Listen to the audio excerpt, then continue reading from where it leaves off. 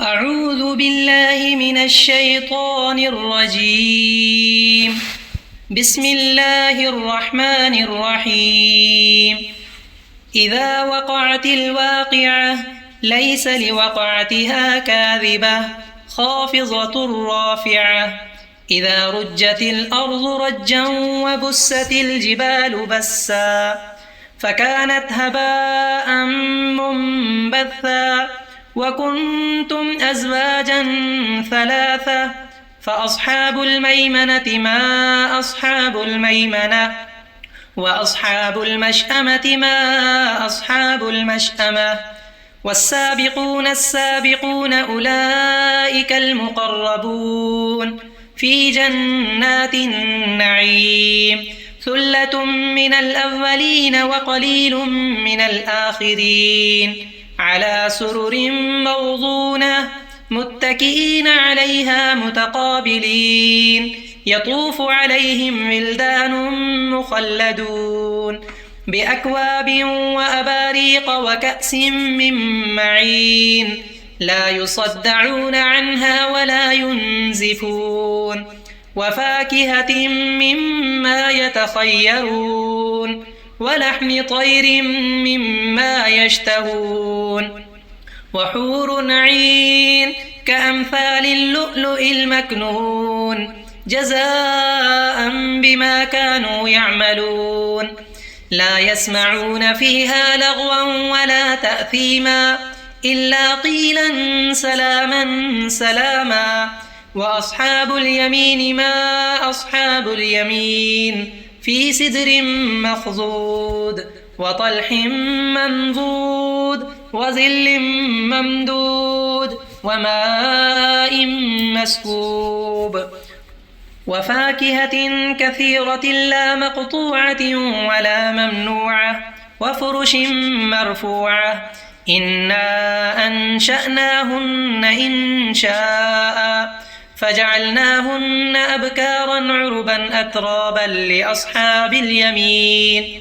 ثلة من الأولين وثلة من الآخرين وأصحاب الشمال ما أصحاب الشمال في سموم وحميم وظل من يحموم لا بارد ولا كريم إنهم كانوا قبل ذلك مترفين وكانوا يصرون على الحنث العظيم وكانوا يقولون أئذا متنا وكنا ترابا وعظاما أئنا لمبعوثون أو آباؤنا الأولون قل إن الأولين والآخرين لمجموعون إلى ميقات يوم معلوم ثم إنكم أيها الضالون المكذبون لآكلون من شجر من زقوم فمالئون منها البطون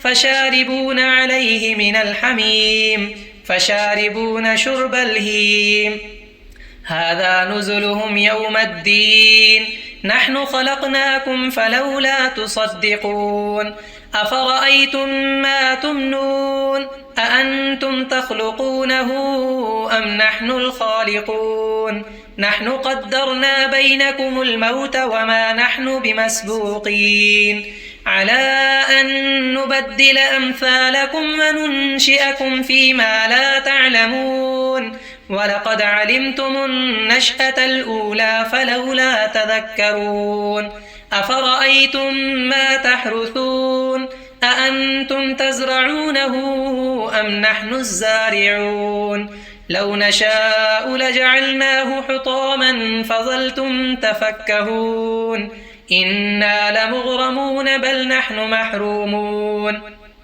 أفرأيتم الماء الذي تشربون أأنتم أنزلتموه من المزن أم نحن المنزلون لو نشاء جعلناه أجاجا فلولا تشكرون أفرأيتم النار التي تورون أأنتم أنشأتم شجرتها أم نحن المنشئون نحن جعلناها تذكرة ومتاعا للمقوين فسبح باسم ربك العظيم.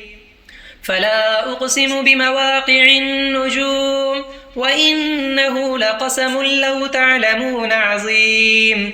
إنه لقرآن كريم في كتاب مكنون لا يمسه إلا المطهرون تنزيل من رب العالمين. أفبهذا الحديث أنتم مدهنون وتجعلون رزقكم أنكم تكذبون. فلولا إذا بلغت الحلقوم وأنتم حينئذ تنظرون ونحن أقرب إليه منكم ولكن لا تبصرون. فلولا إن كنتم غير مدينين ترجعونها إن كنتم صادقين.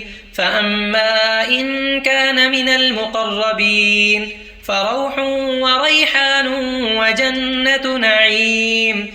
وأما إن كان من أصحاب اليمين فسلام لك من أصحاب اليمين. وأما إن كان من المكذبين الضالين فنزل من حميم وتصلية جحيم. إن هذا لهو حق اليقين. فسبح باسم ربك العظيم.